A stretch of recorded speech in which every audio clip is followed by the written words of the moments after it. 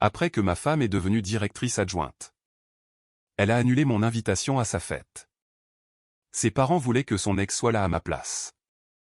Pendant qu'il faisait la fête. J'ai fait mes valises et je suis parti. Ce qu'elle a trouvé en rentrant à la maison a changé tout son monde. Après avoir été promue directrice adjointe. Ma femme a annulé mon invitation à sa fête de célébration. Ses parents préféraient son ex. J'ai fait mes valises pendant la fête. Ce qu'elle a découvert ensuite a tout changé. L'invitation est arrivée un mardi. Elle était sur du papier cartonné crème avec un gaufrage en or. Cela coûtait probablement plus cher que les courses hebdomadaires de la plupart des gens. Je l'ai tenue à la lumière filtrant par la fenêtre de la cuisine de notre maison en grès brun à Beacon Hill. Ce quartier se trouve à Boston. J'ai lu l'élégante calligraphie pour la 3e fois. Le gala annuel d'investissement de Westbrook Capital. Tenue de soirée exigée. En bas en plus petit caractère. Ryan Caldwell. Invité de Lauren Westbrook. Directrice des opérations. Invité. Pas partenaire. Pas mari depuis 5 ans. Invité.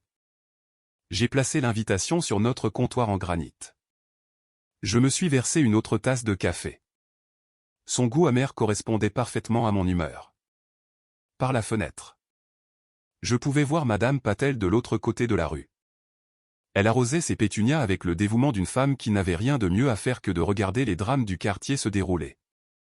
Elle a croisé mon regard et a fait un signe de la main. J'ai répondu à son signe de la main. Je savais qu'elle avait probablement remarqué le papier coûteux dans ma main à 50 pieds de distance. Tu es levé tôt. Lauren a dit. Elle est entrée dans la cuisine dans sa robe de chambre en soie. Ses cheveux étaient déjà parfaits bien qu'elle vienne de se réveiller. Elle bougeait avec la grâce contrôlée de quelqu'un ayant passé des années à gravir les échelons de l'entreprise en talons de créateur. Je ne pouvais pas dormir. J'ai répondu. Je n'ai pas mentionné qu'elle était rentrée à la maison presque à minuit une fois de plus. Elle avait prétexté une autre réunion d'urgence du conseil d'administration. En 5 ans de mariage. Westbrook Capital avait apparemment connu plus d'urgence qu'une salle d'urgence d'hôpital. Elle a versé du café dans la délicate tasse en porcelaine qu'elle tenait à utiliser. Jamais de tasse ordinaire comme les gens normaux. Est-ce que tu as fait nettoyer ton smoking pour ce soir? Ce soir? Lauren a soupiré. C'était le genre de soupir qu'elle poussait en expliquant quelque chose à une personne qu'elle considérait intellectuellement inférieure. Le gala. Je t'en ai parlé il y a des semaines. Elle a pris une gorgée de café. Elle m'observait par-dessus le bord de la tasse. J'ai repris l'invitation. C'est exact? Là où je suis inscrit comme ton invité? Eh bien. Techniquement tu le es. Ce n'est pas comme si tu travaillais pour l'entreprise. Non. Je dirige juste ma propre entreprise de technologie financière. C'est peu de choses comparé au fait de déplacer l'argent des autres. Ne sois pas dramatique. Lauren a vérifié son téléphone. Elle passait déjà en mode travail. Victor a expressément demandé que les conjoints soient inclus cette année. Ce sera une soirée très importante. Victor Lane était le patron de Lauren. C'était le directeur général prodige qui avait pris les rênes de Westbrook Capital 3 ans plus tôt. Il l'avait transformé en la société d'investissement la plus en vue de Boston. Il avait 45 ans. Il n'avait jamais été marié. Il venait d'une famille de vieille richesse. Il était doté du genre de charme prédateur qui faisait oublier aux femmes mûres qu'elles étaient mariées. C'est très prévenant de la part de Victor. J'ai dit. Lauren n'a pas détecté le sarcasme ou a choisi de l'ignorer. Il a été incroyablement d'un grand soutien pour ma carrière. Est-ce que j'ai mentionné qu'il me recommande pour le poste de directrice? Elle l'avait mentionné environ 50 fois au cours du mois passé. C'était généralement en expliquant pourquoi elle devait travailler tard une fois de plus. Elle devait assister à une autre session de stratégie le week-end ou s'envoler pour une autre réunion client. Ces réunions semblaient exiger beaucoup de nouvelles lingeries. C'est génial. Lauren. Vraiment. Elle m'a embrassé sur la joue. Son parfum coûteux persistait. Je dois y aller. N'oublie pas 19.00 pile dans la salle de bal de l'hôtel Fairmont Copley Plaza. Après son départ. Je me suis assis dans notre cuisine entouré des signes extérieurs de succès que nous avions construits ensemble. La maison en grès brun de Beacon Hill. Les accessoires importés. Les œuvres d'art que nous avions soigneusement sélectionnées lors de nos visites de galerie le week-end. C'était à l'époque où nous passions réellement nos week-ends ensemble. Tout était parfait. Tout était à sa place. Tout pourrissait lentement de l'intérieur. J'ai ouvert mon ordinateur portable et j'ai commencé à taper. J'ai affiché les dossiers des sociétés écrans que j'avais soigneusement construits au cours des 11 derniers mois. Phantom Holdings. Meridian Capital. Boston Bay Investment. Chacune était une entité juridique soigneusement conçue. Chacune détenait des actions de Westbrook Capital achetées par des intermédiaires et des fiducies sans droit de regard. Derek a frappé à ma porte d'entrée à 9h00 du matin. Il portait 2 tasses de café du magasin en bas de la rue. Il était mon directeur de la technologie et mon ami le plus proche. Il avait l'air perpétuellement froissé de quelqu'un qui préférait coder plutôt que de traiter avec des humains. « Tu as l'air affreux. » Il a dit en me tendant une tasse. « Merci. » Entre. Nous sommes allés dans mon bureau à domicile. J'y avais 3 écrans affichant divers dossiers d'entreprise. Des achats d'actions et des documents juridiques y étaient affichés. Derek a sifflé doucement. Bon sang. Ryan. Cela arrive vraiment. 51,1% depuis hier. J'ai confirmé. Cela a pris presque 1 an. Mais je détiens la participation majoritaire dans Westbrook Capital. Et Lorraine n'en a aucune idée. Aucune. Elle pense que je suis juste le mari accessoire qu'il traîne aux événements d'entreprise. Derek s'est assis. Il a étudié les écrans. Quel est le but final ici?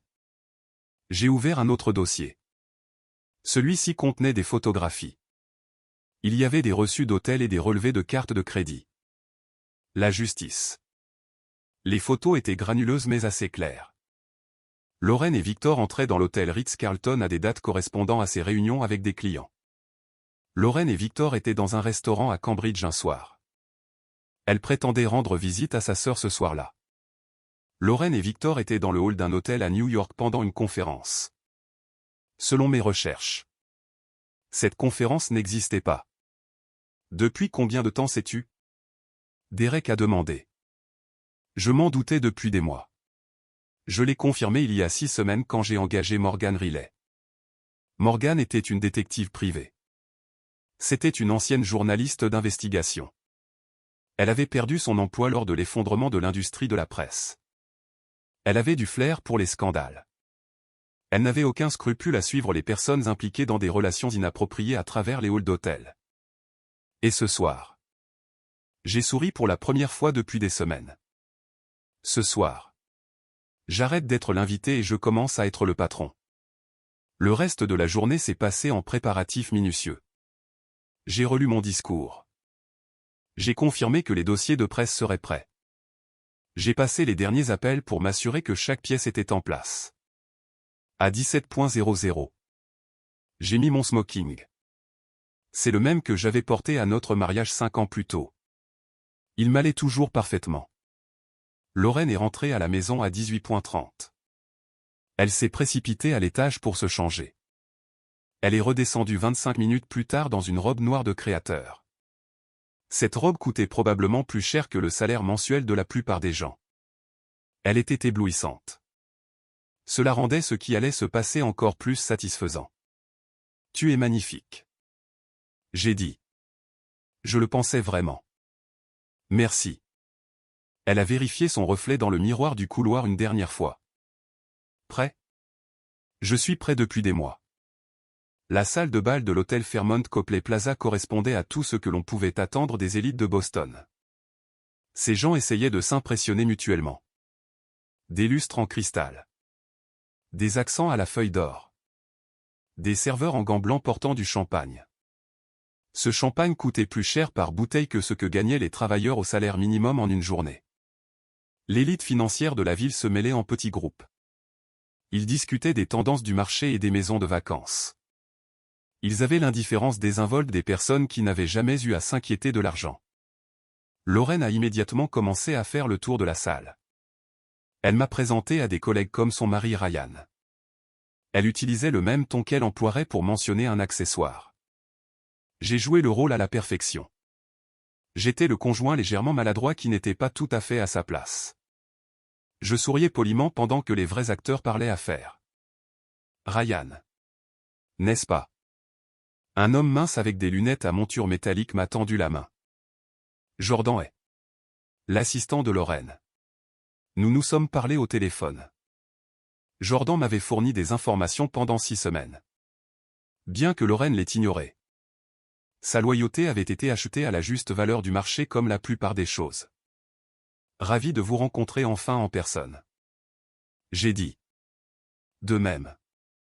Jordan a jeté un coup d'œil autour de la salle. Cela devrait être une soirée intéressante. Victor Lang tenait court près de la scène. Il était entouré d'admirateurs et de sycophantes. Il correspondait exactement à ce que la direction du casting commanderait pour un méchant d'entreprise. Cheveux argentés. Costume cher. Le genre de sourire qui n'atteignait jamais ses yeux. Quand il a repéré Lorraine.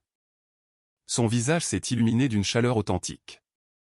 C'était le genre d'expression qu'il ne m'avait jamais montré en 3 ans de fête d'entreprise. Voilà ma star. Victor a dit. Il a pris la main de Lorraine.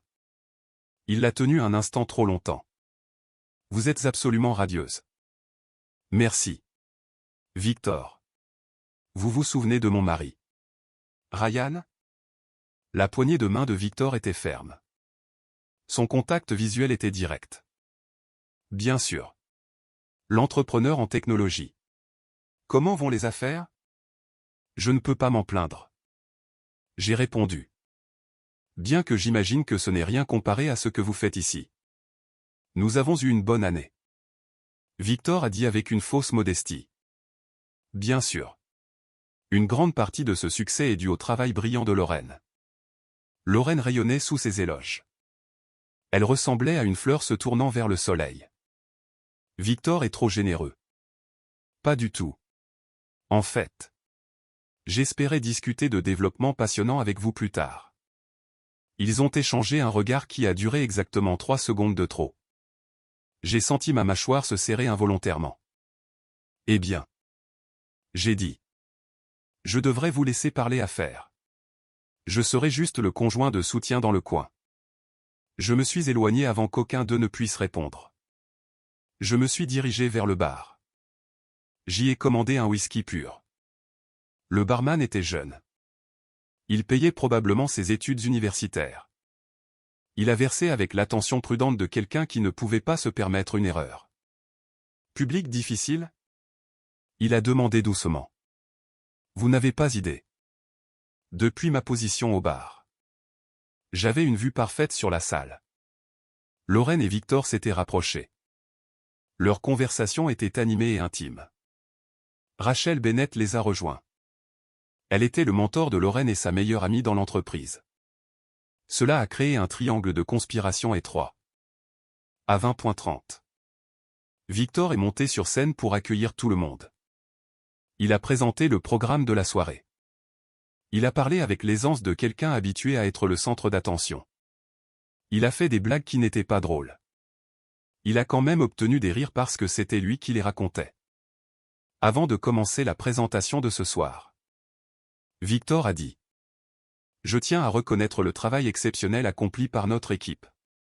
Je pense en particulier à notre directrice des opérations.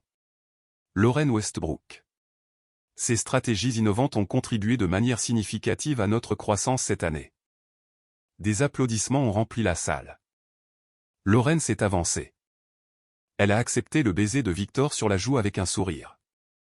Mais ensuite quelque chose s'est produit. Cela a fait battre mon cœur pour une raison entièrement différente. Alors que Victor se penchait. Leur interaction a semblé beaucoup trop intime. Elle a chuchoté quelque chose qui a clairement porté dans l'acoustique de la salle de bal. Enfin libre. Les premières tables l'ont entendu. J'ai vu des têtes se tourner. Des sourcils se sont levés. Des vers se sont arrêtés à mi-chemin des lèvres. Madame Henderson de la Société historique a même laissé tomber sa flûte à champagne. Le cristal s'est brisé sur le sol en marbre avec un son rappelant des promesses brisées.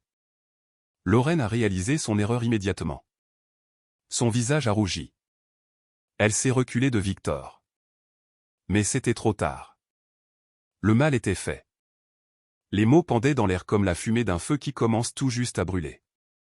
C'est alors qu'elle m'a vu. Je n'étais plus au bar. Je marchais vers la scène. Je redressais mes poignets. Mon expression était calme et concentrée. La foule a commencé à murmurer alors que je montais les marches. Le sourire confiant de Victor a vacillé. Il a réalisé que quelque chose se passait. Cela n'était pas dans son scénario. Mesdames et messieurs. J'ai dit. J'ai pris le microphone des doigts soudainement mous de Victor. Merci pour cet accueil chaleureux. Je suis Ryan Caldwell. J'ai une annonce qui intéressera tout le monde ici ce soir. La salle de bal est devenue silencieuse. Lorraine est restée figée. Son verre de champagne tremblait dans sa main. Victor avait perdu son sourire de politicien. Celui-ci était remplacé par quelque chose ressemblant étrangement à de la panique. Vous me connaissez tous comme le mari de Lorraine.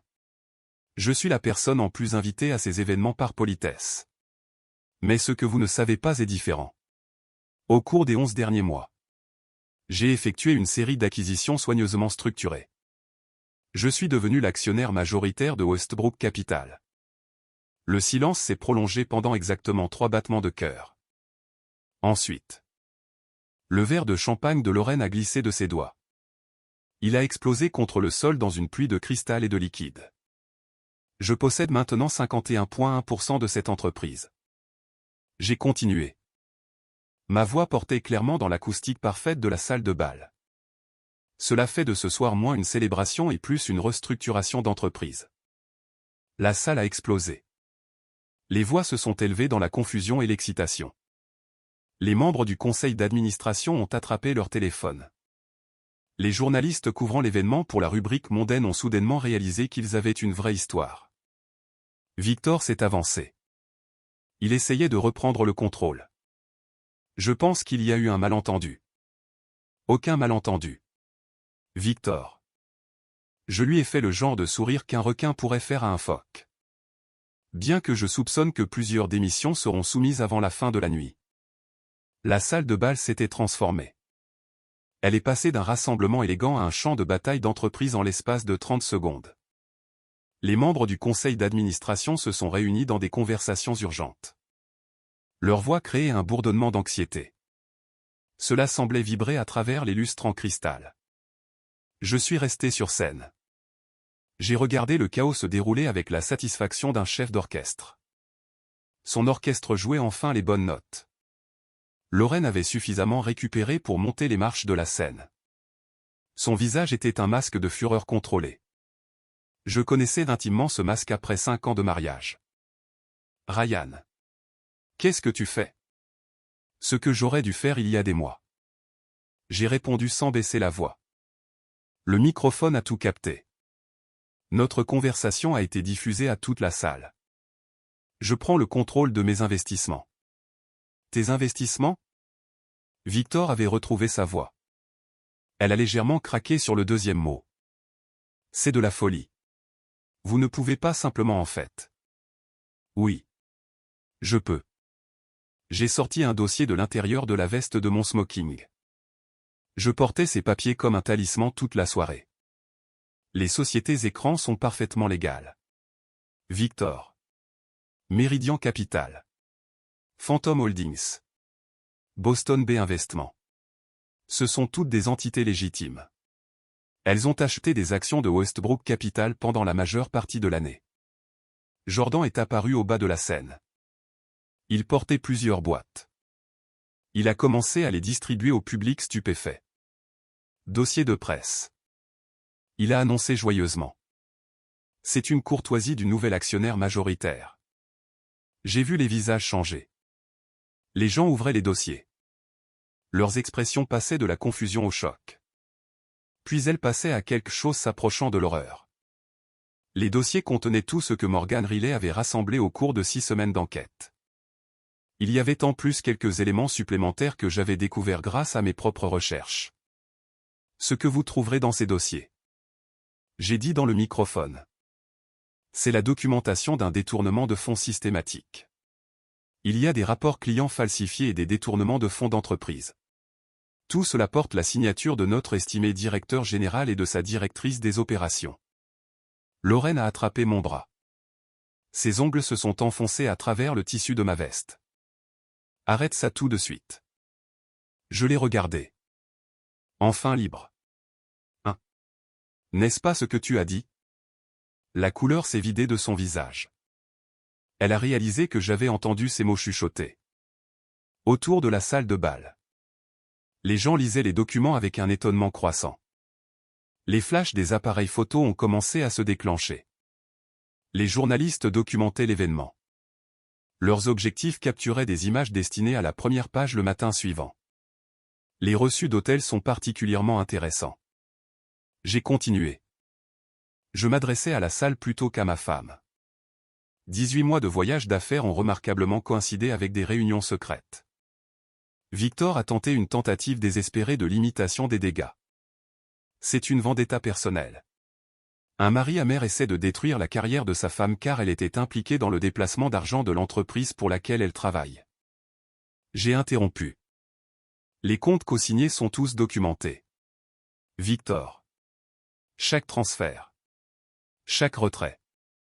Chaque tentative de cacher des actifs et des comptes à l'étranger. La signature de Lorraine est sur tous ces documents. C'était le résultat malheureux de leur relation inappropriée pour aider Victor à déplacer de l'argent. Lorraine s'est rendue complice de ce stratagème. La relation l'a rendue imprudente. L'imprudence l'a rendue vulnérable.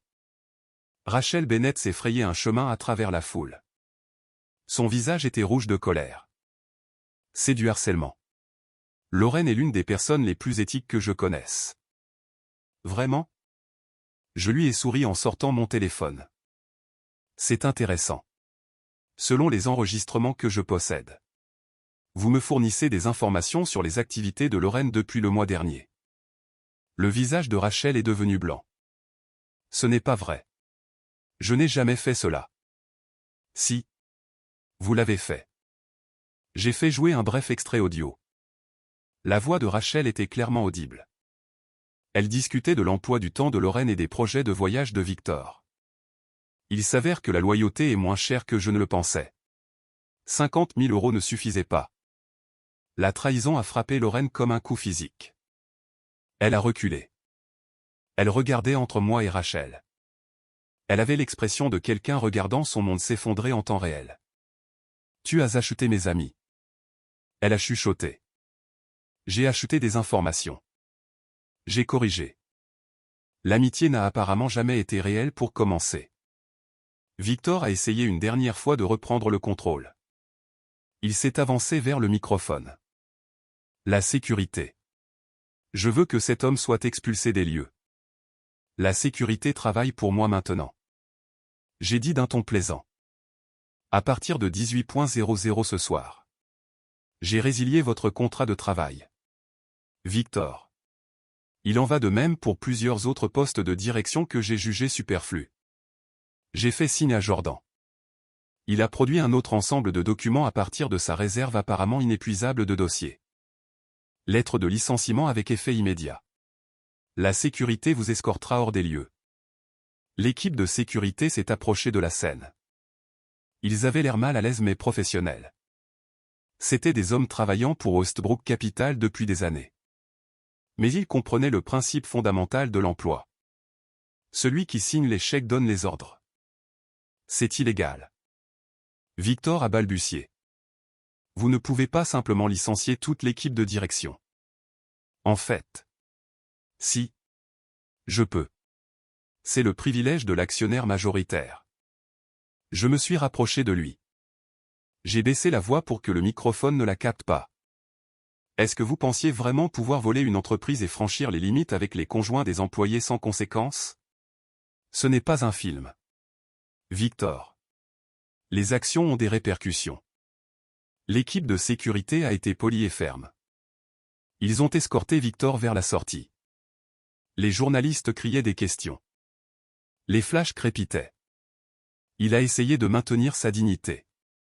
Mais il n'y a aucun moyen digne d'être renvoyé de sa propre fête d'entreprise.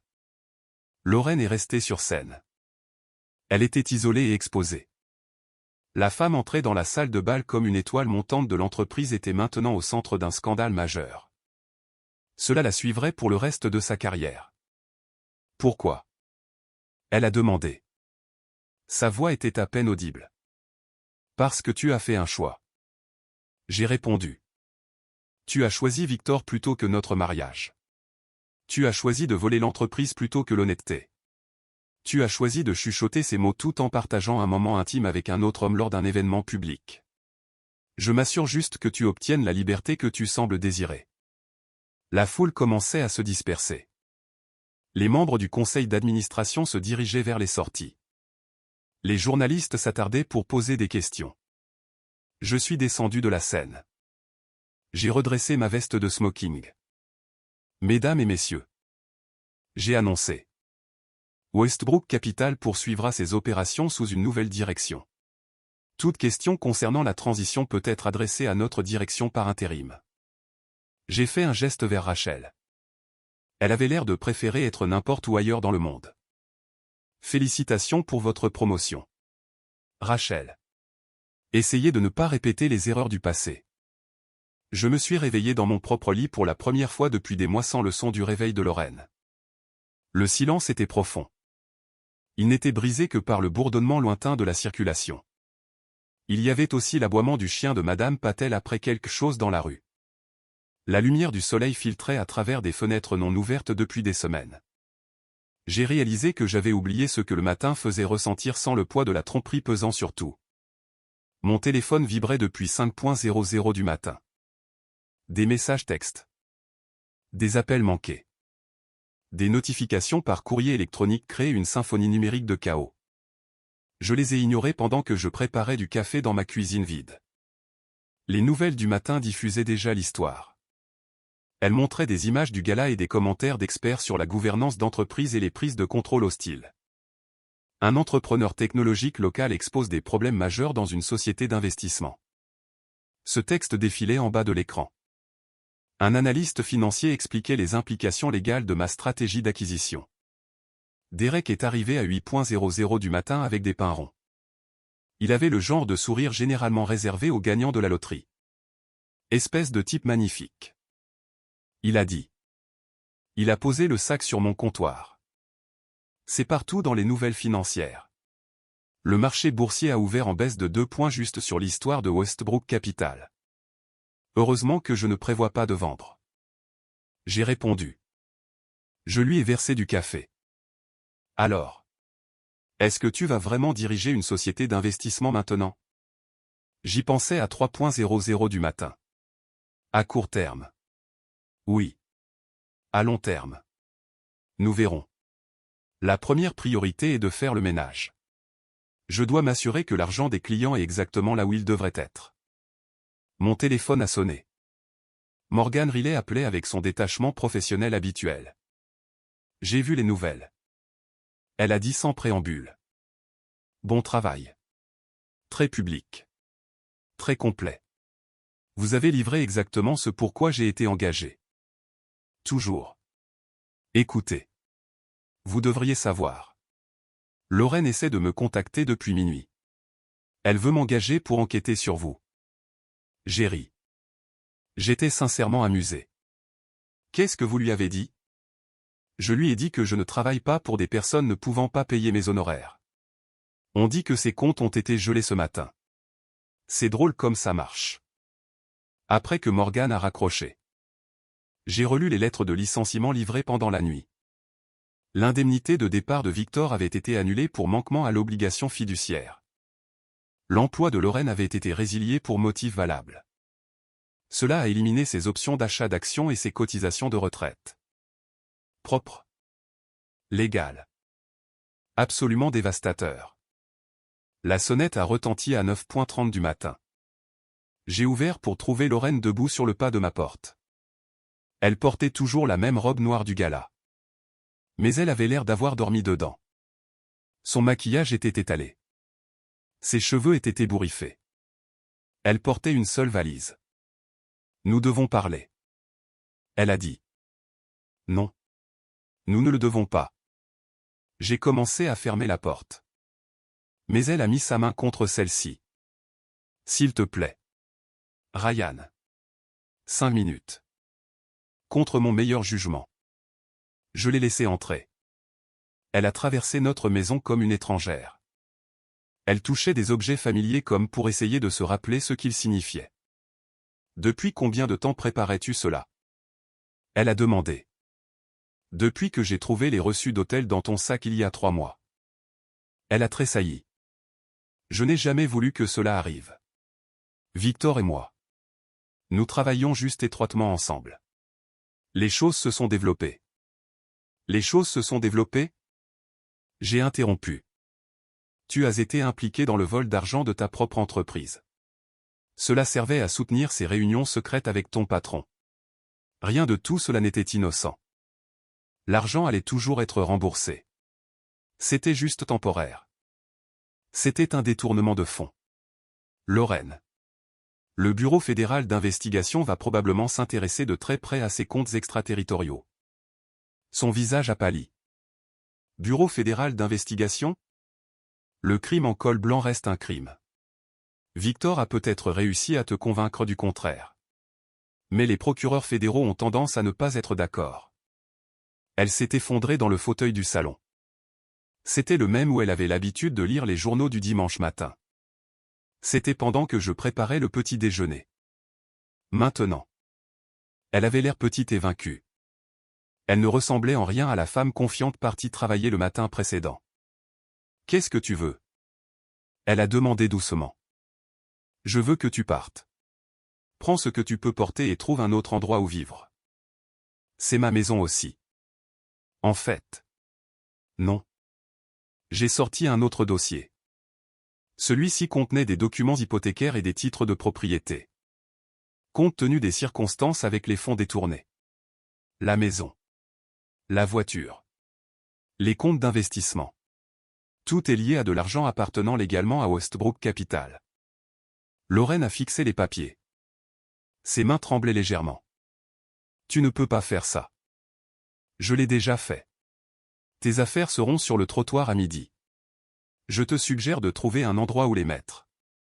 Elle m'a regardé avec quelque chose s'approchant du désespoir. Je t'aimais. Ryan. Je t'aime toujours. Non. Tu ne m'aimes pas. Tu aimes l'idée de moi. Le mari stable ne posant pas trop de questions pendant que tu poursuivais ta carrière avec Victor. Mais tu ne m'as jamais assez aimé pour être honnête. C'était une série de choix. Chaque réunion secrète. Chaque mensonge. Chaque fausse signature. Tous étaient des choix. Et maintenant tu vas vivre avec les conséquences. La sonnette a de nouveau retenti. Cette fois. C'était un huissier livrant des papiers de divorce déposés à 8h00 du matin. Le visage de Lorraine s'est froissé en lisant les termes. Pas de pension alimentaire. Elle a chuchoté. L'infidélité et l'implication dans l'inconduite financière ont tendance à avoir un impact sur le soutien conjugal dans ces cas. J'ai expliqué. Ton avocat aurait dû mentionner cela. Je n'ai pas d'avocat. Je ne peux pas m'en offrir un. Alors je te suggère de trouver une aide juridique. Tu vas avoir besoin d'une représentation lorsque les accusations criminelles seront déposées. Elle est partie sans un mot de plus. Elle traînait sa valise derrière elle comme une encre qu'elle ne pouvait pas tout à fait lâcher. Par la fenêtre. Je l'ai regardée descendre la rue. Pendant ce temps, Madame Patel faisait semblant d'arroser des plantes ayant déjà été arrosées 2 fois. À midi. Un camion de déménagement est arrivé pour récupérer les possessions restantes de Lorraine. J'ai supervisé le chargement. Je me suis assuré qu'aucun objet appartenant à la maison ne parte avec ses effets personnels. Les déménageurs étaient efficaces et professionnels. Ils traitaient le travail comme n'importe quelle autre dissolution de ménage. À 14h00. La maison était de nouveau à moi. J'ai passé l'après-midi chez Westbrook Capital à examiner des dossiers. J'ai rencontré des employés ayant survécu au changement de direction. Le bureau bourdonnait d'une énergie nerveuse. Les gens essayaient de comprendre ce que la nouvelle direction signifiait pour leurs emplois. Rachel a frappé à la porte de ce qui était autrefois le bureau de Victor à 16.00. Elle avait l'air épuisée.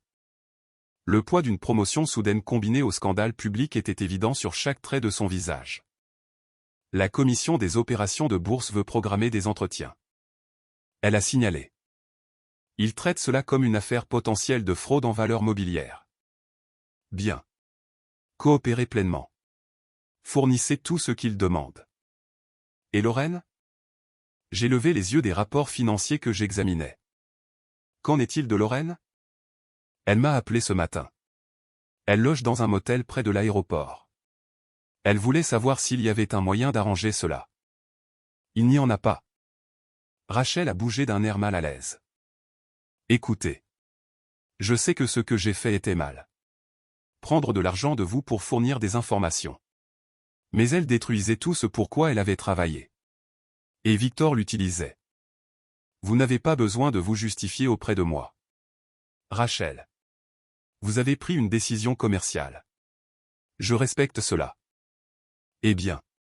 Moi je me justifie parce que je me sens très mal à ce sujet. J'ai posé les rapports. Je les regardais directement. Lorraine a fait ses choix. Vous avez fait les vôtres. Victor a fait les siens. Chacun doit vivre avec les conséquences. C'est ainsi que fonctionne le monde des adultes. Elle a hoché la tête lentement. Le conseil d'administration veut se réunir demain matin. Il s'inquiète de la confiance du marché et de la fidélisation des clients. Programmez cela pour 9.00 du matin. Et Rachel. Commencez à chercher un directeur général permanent. Je ne prévois pas de rester dans ce secteur à long terme. Après son départ. Je me suis assis dans l'ancien bureau de Victor. Je regardais l'horizon de Boston. La vue était spectaculaire. Elle valait chaque dollar pris par Victor pour maintenir son style de vie. Mais cela semblait vide. C'était comme une belle peinture d'un endroit n'existant pas vraiment. Mon téléphone a vibré avec un texte de Derek. Des verres ce soir? Tu as l'air d'avoir besoin d'une interaction humaine normale. J'ai répondu. Partie remise. Je suis encore en train d'assimiler. La vérité était là. Je ne me sentais pas victorieux. Je me sentais vide. J'avais l'impression d'avoir gagné une guerre en incendiant tout ce qui valait la peine d'être défendu. Lorraine était partie. Victor était fini. Et j'étais assis dans un bureau dont je n'avais jamais voulu. Je dirigeais une entreprise dont je ne me souciais pas. Mais la justice n'était pas censée faire du bien. Elle était censée être nécessaire. Et alors que je regardais le soleil se coucher sur le port de Boston. Le ciel prenait la couleur de l'ancien argent et des nouveaux regrets. Je savais avoir fait ce qui devait être fait. 3 semaines plus tard. La nouveauté s'était complètement dissipée. Diriger Westbrook Capital s'est avéré être exactement aussi ennuyeux que je l'avais anticipé. Des réunions interminables sur la gestion de portefeuille. Des relations avec les clients et la conformité réglementaire. C'était le genre de routine d'entreprise me faisant comprendre pourquoi Victor avait commencé à prendre de l'argent juste pour se sentir vivant. J'examinais des rapports trimestriels. Jordan a frappé à la porte de mon bureau en portant une pile de journaux. Il avait l'air inhabituellement excité. Vous voudrez probablement voir cela. Il a dit en étalant les journaux sur mon bureau. Les gros titres racontaient l'histoire en noir et blanc. Un ancien cadre de l'investissement arrêté dans le cadre d'un détournement de fonds.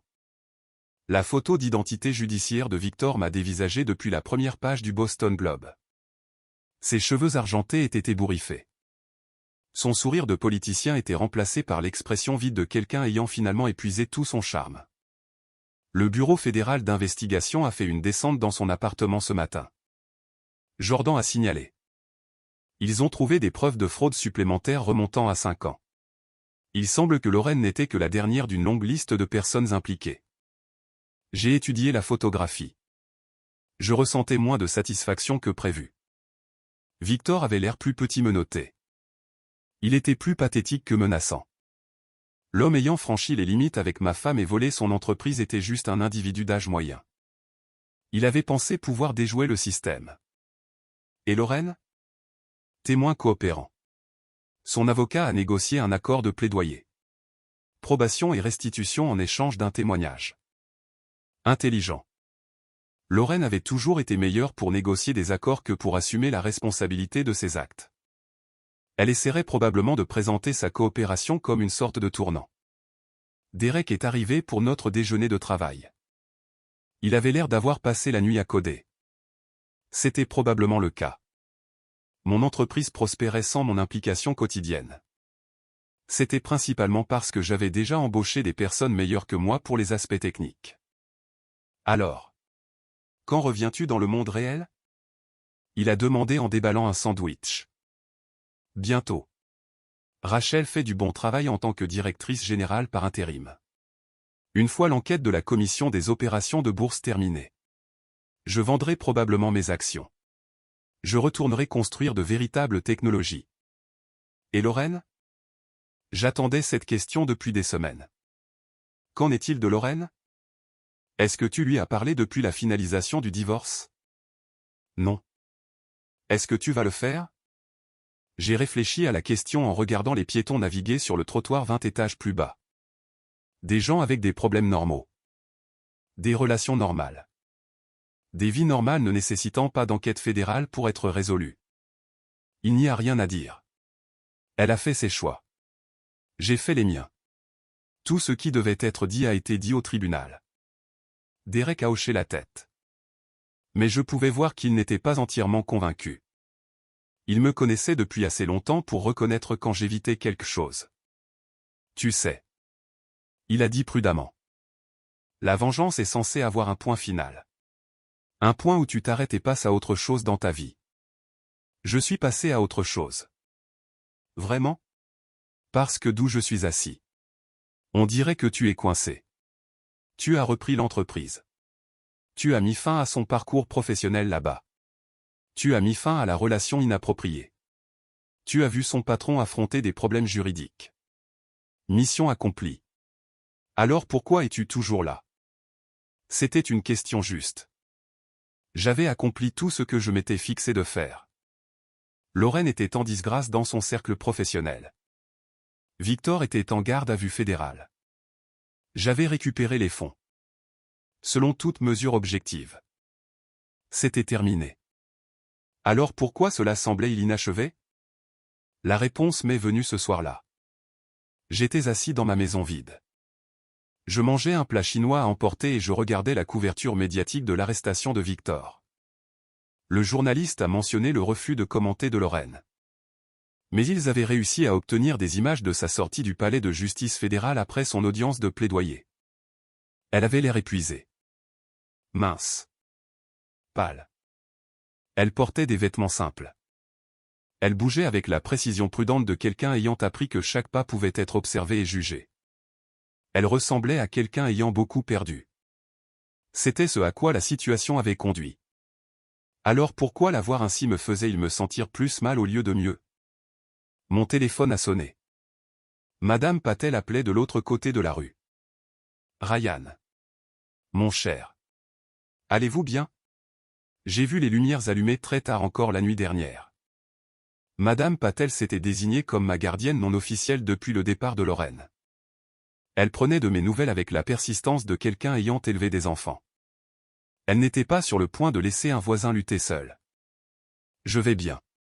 Madame Patel. Je travaille juste tard. Eh bien. J'ai encore préparé trop de ragoût. Je vais vous en apporter. Elle a raccroché avant que je puisse protester. C'était probablement pour le mieux. Je n'avais pas mangé correctement depuis la finalisation du divorce. Je survivais principalement de café et de ce que Derek apportait à nos réunions. Madame Patel est arrivée 25 minutes plus tard. Elle portait assez de nourriture pour nourrir une petite armée. Elle s'est affairée dans ma cuisine comme si elle lui appartenait. Elle a réchauffé la nourriture. Elle a mis la table avec l'efficacité d'une personne dirigeant des maisons depuis des décennies. Vous avez l'air affreux. Elle a annoncé du même ton qu'elle emploierait pour commenter le temps. Merci. Vous n'êtes pas la première à le mentionner. À quand remonte la dernière fois où vous avez mangé un vrai repas? Ou dormi une nuit complète? Ou parlé à un autre être humain de quelque chose d'autre que les affaires? Je ne m'en souvenais pas. Le mois passé avait été un flou de procédures judiciaires. Il y avait eu des réunions d'entreprise et des soirées solitaires dans une maison trop grande et trop calme. J'assimile. Vous assimilez quoi? La trahison est terminée. Les problèmes au sein de l'entreprise sont exposés. Vous êtes dans une position plus forte. Qu'y a-t-il à assimiler? Madame Patel avait une façon de trancher à travers la complexité. C'était à la fois rafraîchissant et inconfortable. Elle avait regardé toute la situation se dérouler depuis sa fenêtre de devant.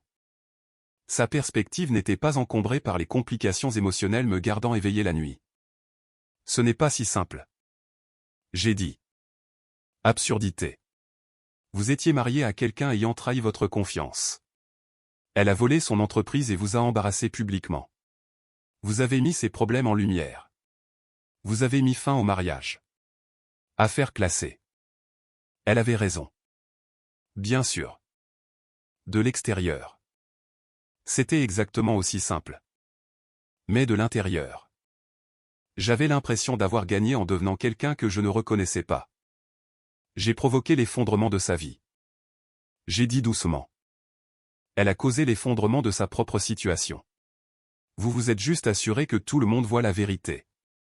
Madame Patel s'est assise en face de moi à la table de la cuisine. Son expression s'est légèrement adoucie. Ryan. Mon cher. Je suis marié depuis 47 ans.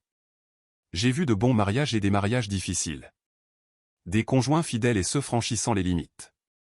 Des gens réparant leurs problèmes et des gens ne le faisant pas. Ce qui s'est passé était mal.